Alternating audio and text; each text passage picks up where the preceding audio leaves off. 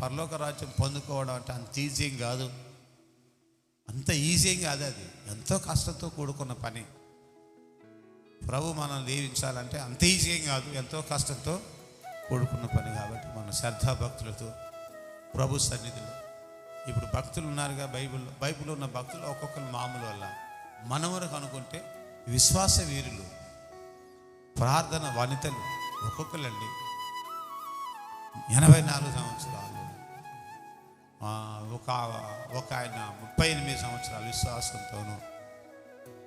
అవునండి, ఒక్కొక్కరు ఎంతో శ్రద్ధాభక్తులతో 3.5 సంవత్సరాలు ప్రార్థన చేసిన యోధులు, ఎడతెగకుండా రోజుకు 7 మార్లు ప్రార్థన చేసినటువంటి వ్యక్తులు, శాసనాలు రాయబడ్డ ప్రార్థన విడవకుండా ప్రాణాలకు తగ్గించి ప్రార్థన చేసిన ప్రార్థన యోధులు ఎంతోమంది మహానుభావులు ఉన్నారు. వాళ్ళ గురించి బైబిల్లో రాయబడింది.